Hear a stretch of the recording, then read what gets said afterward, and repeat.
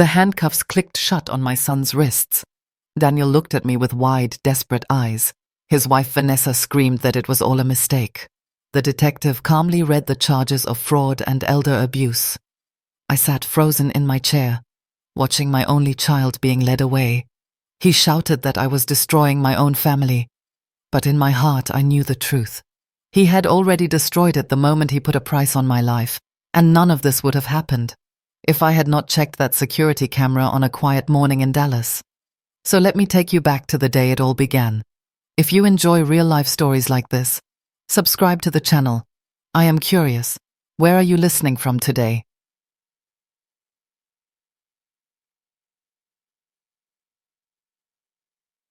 Three days before that dramatic arrest, I was just another 70-year-old woman trying to live in peace. My name is Linda Carter. I had worked as a nurse for over 35 years. With every overtime shift, I put food on the table and saved every cent. That house in the suburbs of Dallas was not just bricks and wood. It was my fortress, my pride, and the reward of a lifetime of sacrifice. I raised Daniel there after his father abandoned us when he was just 6. I told myself I could endure anything, as long as my boy grew up safe and loved. Life had not been easy, but the house was my anchor.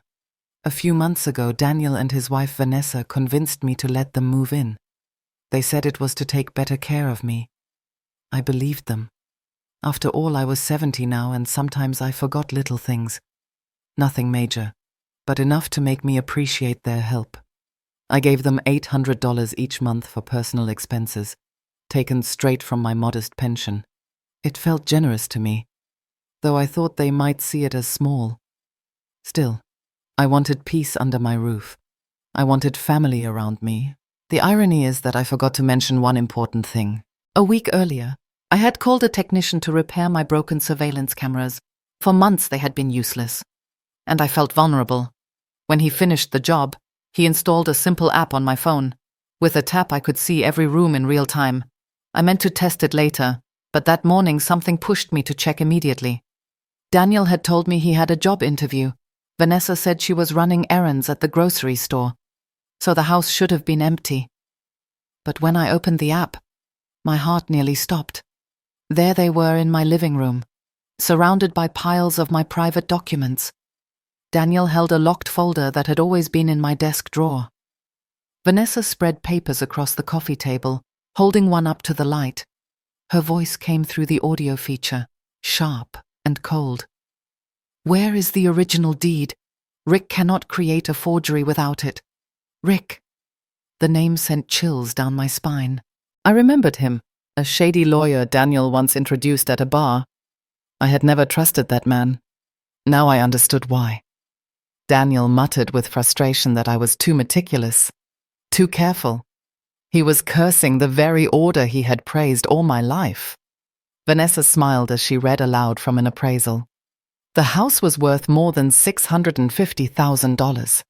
She said it was more than enough to make their efforts worthwhile. And then the words that cut me like a knife. "We can sell and move her into something smaller. A 1-bedroom apartment will be enough for her last years. My last years." I felt as if I had been buried alive. They were discussing my future as if I were already gone. Daniel searched through my bedroom drawers while I watched in horror from another camera. When he returned empty-handed, Vanessa crossed her arms with visible annoyance. "Rick gave us until Friday," she said. "Without that deed, the plan fails." And then came the most bitter wound of all. Daniel slumped into my favorite armchair and whispered, "We will just pressure her. Tell her it is insurance paperwork. She is confused lately. She will sign without reading." Confused. Yes, I sometimes took longer to recall dates, but confusion was not my reality. It was the story they had been planting to undermine me. Angelica once smiled at me with false sweetness. Now Vanessa carried the same cruel confidence. Daniel's words echoed in my chest. What is she going to do? Call the police on her own son? The betrayal was complete.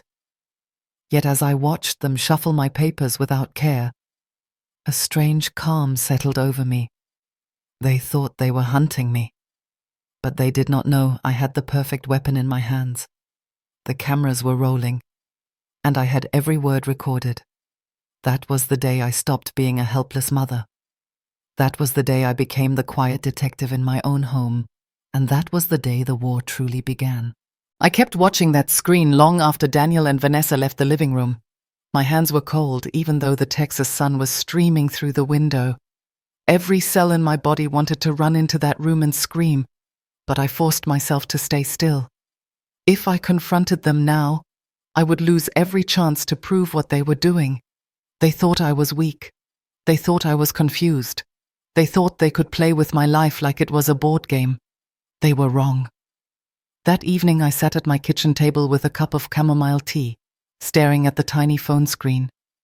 The images of my son and his wife rifling through my life replayed like a nightmare. I remembered the little boy who used to cry when he had nightmares, how he would run to my bed for comfort. Now that same boy was plotting to erase me. I felt anger rising, but also something else, a strange cold focus. I started to think like a nurse again, calm under pressure, step by step.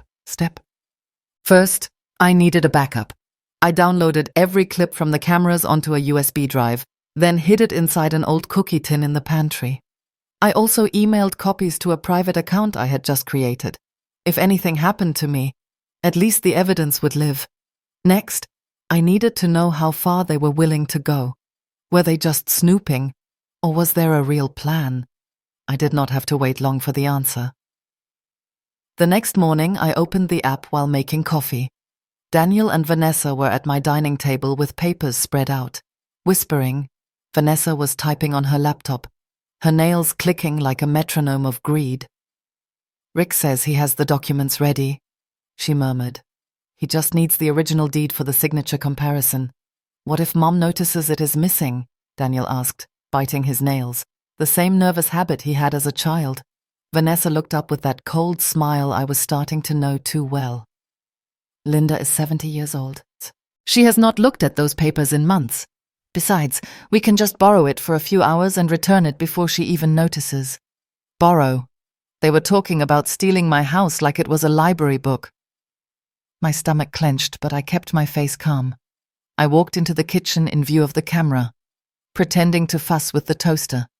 I could hear Daniel lower his voice, but the microphone picked up enough. "She has been more attentive lately," he whispered. "It is like she is watching us. Had I been too obvious? Had they already discovered me?" Vanessa laughed softly, a sound like ice cracking. "Please, your mother spends most of the day watching soap operas and talking to herself. If she were so attentive, she would have noticed you have not looked for a job in weeks." 2 weeks? So he had been lying about job interviews. It was all an act to keep me calm while they executed their plan. Daniel's voice was lower now, but still picked up. "I do not know," he said. "I feel like she is judging me all the time." "That is your fault," Vanessa snapped. "You still see that woman as your saintly mother instead of seeing her for what she really is. An obstacle to our future. An obstacle." The word rang in my head like a funeral bell. I was no longer a person to them. I was just something in their way. Vanessa closed her laptop with a thud. "Once we have the house, we can look for a decent retirement home for her. Something affordable but comfortable. With the $650,000 from the sale, we can invest in our own business and still have plenty left over to take care of her properly." Retirement home. The phrase hit me like a hammer. They wanted to sell my house and lock me away with my own money. The cruelty of their plan was so refined it almost seemed professional. Daniel sat down next to her, and for the first time in days he seemed to relax. "Do you really think it will work?" "Rick has done this before," Vanessa replied, stroking his hair as if he were a small child. "He says he has a contact at the public registry who can fast-track the property transfer. The house will be in our names in 2 weeks tops. 2 weeks. They had everything timed with military precision. And the money?" Daniel asked. "Rick charges $25,000 for the whole process." Vanessa said, "It is expensive, but think about it. We are talking about a net profit of over $100,000. It is a worthwhile investment." Investment? That was the price they had put on my trust, my home, my dignity as a mother. I felt a wave of nausea but forced myself to smile as I walked into the dining room. "Morning," I said sweetly. "Everything all right?" They both jumped slightly but plastered on fake smiles. "Good morning, Mum," Daniel said. "We were just going over some bills." I nodded and poured myself coffee, pretending to be oblivious. Inside, I was memorizing every detail. The laptop, the papers, the date, the tone of their voices. That day I cooked their favorite meals. I asked about their plans. I even offered them extra money for the movies. Every smile I forced onto my lips hurt like a burn. But I needed time to process what I had discovered and plan my next move. That night, after they went to bed, I sat in the kitchen with my phone and tea. I reviewed all the recordings from the day, taking mental notes of every detail. I had complete conversations where they confessed their criminal plan. I had dates, names, and specific amounts. I had enough evidence to destroy their lives if I wanted to. But something stopped me from calling the police immediately. Maybe it was the last sliver of hope that Daniel would come to his senses. Maybe it was my need to fully understand how far they were willing to go. Or maybe, deep in my heart, I needed a direct confrontation before taking irreversible action. The rain began to fall softly outside, tapping on the windows like tears from heaven. I stared at the glowing phone screen, my mind racing. Tomorrow would be the first move in my counterplan, and I had a feeling it would be a day none of us would forget. But what I was about to discover next would make everything even darker. Are you ready to hear it? The next morning felt like the calm before a tornado. I woke up early and sat on the edge of my bed, listening to the muffled sounds of Daniel and Vanessa moving around the kitchen. They were smiling, joking softly, as if nothing had happened yesterday. But I knew.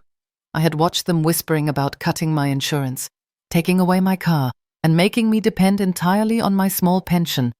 Today was the day their plan would hit me. I went to the kitchen with a cheerful face, my hands steady even though my heart was pounding. "Good morning," I said. Vanessa handed me coffee with a sweetness that tasted like poison. "Mom," Daniel began with a serious expression. "We need to talk about some changes." "What kind of changes?" I asked, pretending to be curious. He took a deep breath. "As you know, I have been looking for work without success," Vanessa added. "Our savings are running out faster than expected. Their savings, they had no savings. They lived off me. That means..." Daniel continued with a grave look. "We will have to make some temporary adjustments to the household expenses." "What kind of adjustments?" I asked again. Vanessa leaned forward, her eyes bright with anticipation. "Things like your supplemental medical insurance, using the car for non-urgent appointments, some of the extra expenses we have been covering. It is just temporary until we find a more permanent solution." I stirred my coffee slowly, acting calm. "And what would that permanent solution be?" Vanessa smiled, the kind of smile that hides a knife. "Well, Marisol, if we signed those legal documents from yesterday, we could have the legal security necessary to make long-term investments in our family situation. Long-term investments, selling my house and locking me in a retirement home." "I see," I replied, still perfectly calm. "So the documents from yesterday were not just for my legal protection. They froze. I had just shown them that I understood the connection between their financial blackmail and the fraudulent papers." "Mom," Daniel began, "we just want what is best for everyone." "No," I interrupted, my voice sharper now. "You want what is best for you, and you are willing to destroy your own mother to get it." The silence that followed was absolute. Finally, after days of acting, I had laid all my cards on the table. Daniel's fake tenderness evaporated. Vanessa's mask cracked. They looked at me not as a confused old woman, but as an opponent. I crossed my arms. "Then explain to me why your financial crisis perfectly coincides with your need for me to sign documents you will not let me read." Vanessa tried her condescending smile. "Marisol, I understand you might feel confused by all this complex legal information. I am not confused. I cut her off sharply. I am betrayed. The word landed on the table like a bomb. Daniel flinched as if struck. Betrayed, I repeated, savoring each syllable. By the son I raised alone, who I fed with my own labor, who I educated by sacrificing my own comfort, the son who now wants to steal my house while I sleep. I do not want to steal anything from you. Daniel exploded, hitting the table with his fist. Everything I do is thinking about our shared future. Our future. I laughed bitterly. Daniel, your plan includes putting me in a retirement home with the money from my own house. In what part of that plan am I included as family and not as an obstacle? Vanessa's voice lost its edge. I do not know where you get these ideas, she murmured. Ideas. I took my phone out of my pocket and put it on the table. Do you want me to remind you of your exact words about finding something affordable but comfortable for my last years? The color drained from their faces. Daniel looked at the phone as if it were a poisonous snake. You were not recording us, he whispered. No, I replied with deadly calm. You were recording yourselves. You forgot that the security camera I sent to be repaired is working perfectly. And you forgot to tell me you were going to confess all your criminal plans in my own living room. Vanessa stood abruptly, knocking her chair over. How long have you been spying on us? Since Tuesday, I said without flinching. 3 full days of recordings where you confess your conspiracy to forge my signature, steal my house, and get rid of me. Daniel stood too, looking more like a cornered animal than a threat. Mom, please let me explain. Explain what? I asked, my voice rising for the first time. That your wife sees me as an obstacle. That you have been lying about looking for a job while you plan to rob me. That you consider my life worth only the dollars you can get for my house. His eyes filled with tears, but not sincerity.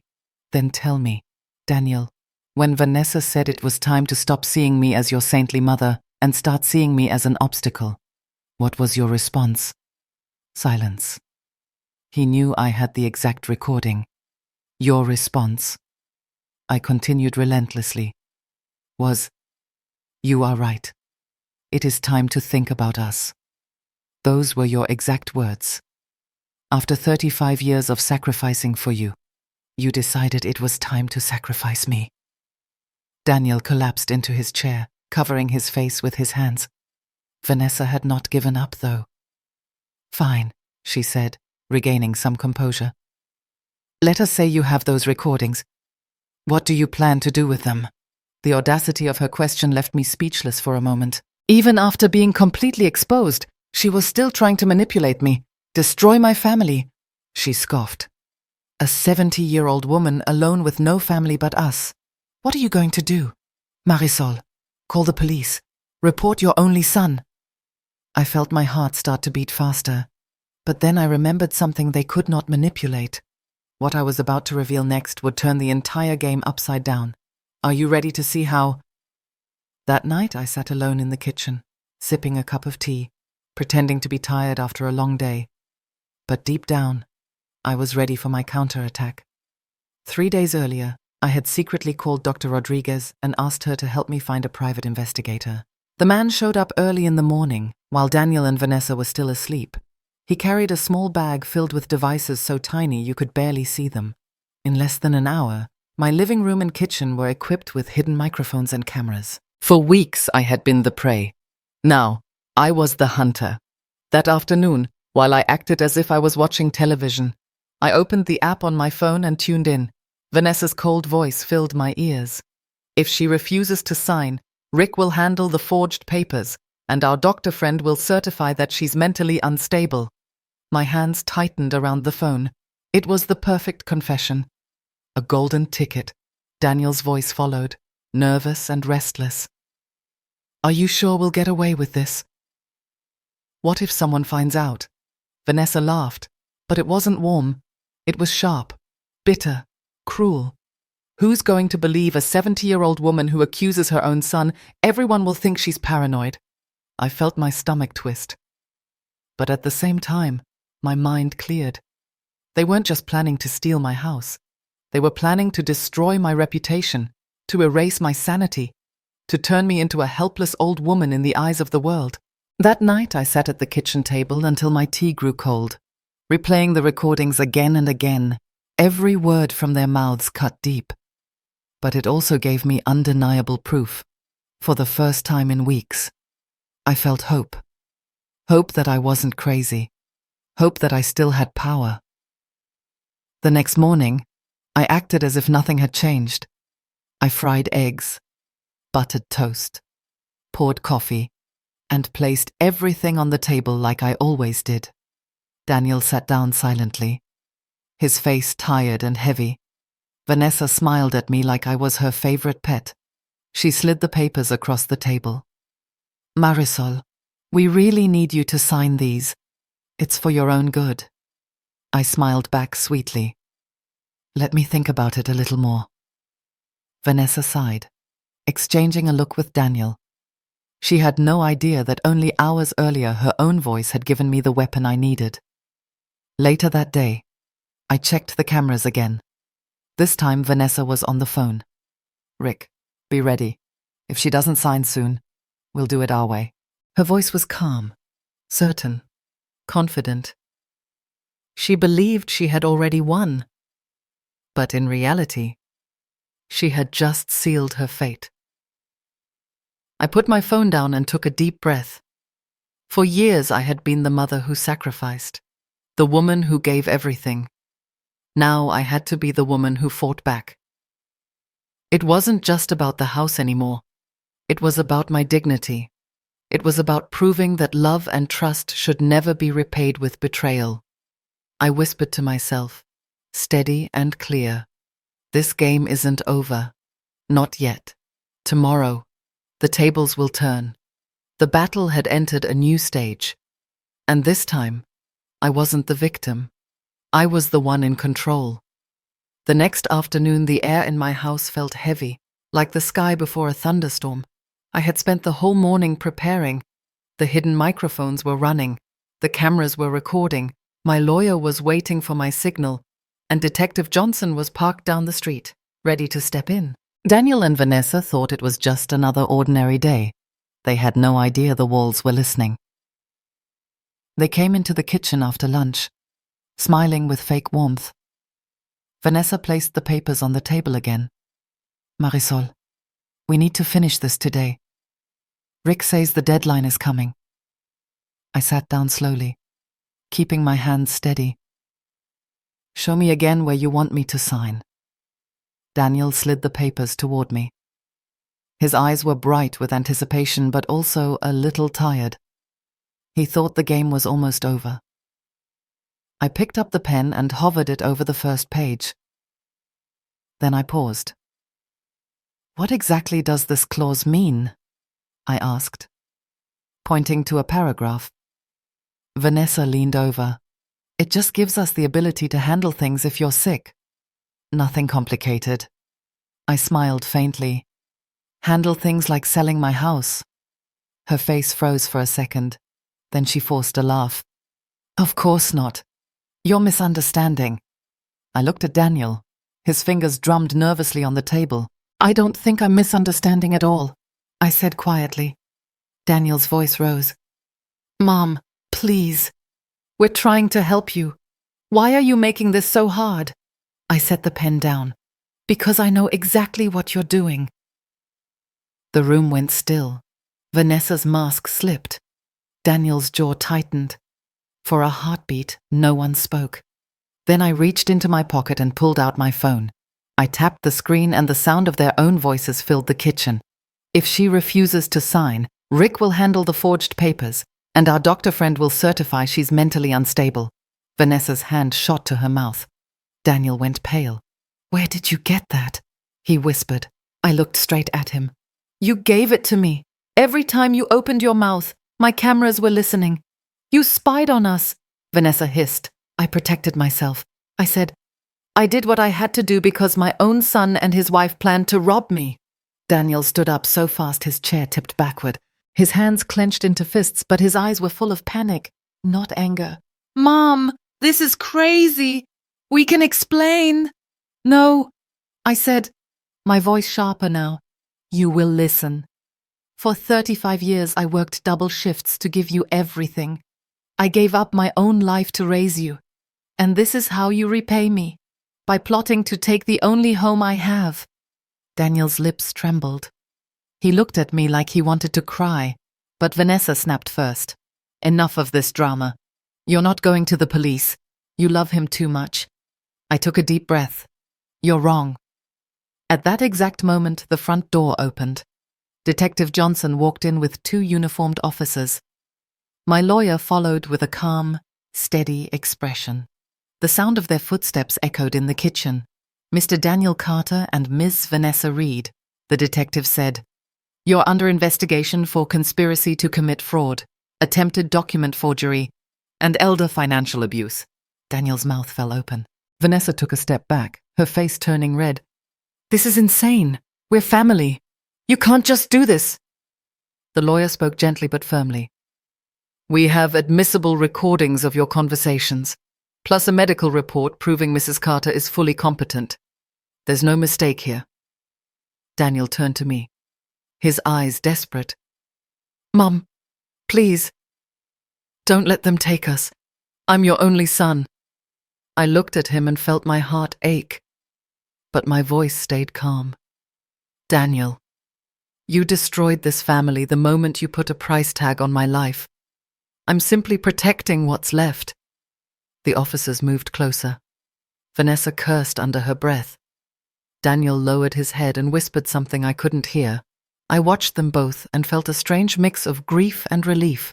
For the first time in months, the power was back in my hands. But my story wasn't over yet. What happened after that day would change my life even more than this moment. Are you ready to hear what came next? 3 months passed after that unforgettable day. Daniel and Vanessa were no longer in my house. For the first time in years, I woke up to silence that was not heavy or threatening. It was peaceful. The sun streamed through my curtains. I brewed my coffee slowly, savoring every sip. And as I sat in my favorite chair, the same one Daniel once called old and useless, I realized it had never felt so comfortable. Daniel and Vanessa eventually agreed to a deal. They gave up every claim to my house. They signed legal papers promising to stay far away from me. They had to complete programs for family abuse. And yes, they still spent time behind bars, though shorter than the full sentence. Some people asked me later if I regretted being so firm, if I regretted pressing charges against my only son. My answer was always the same. I do not regret raising him when he was a child who needed love. I only regret not realizing sooner that love should never cost me my dignity. Because blood ties mean nothing without respect. Love means nothing when it comes wrapped in manipulation and greed. I chose myself, and that choice saved me. Every morning since then, I have felt stronger, freer, more alive.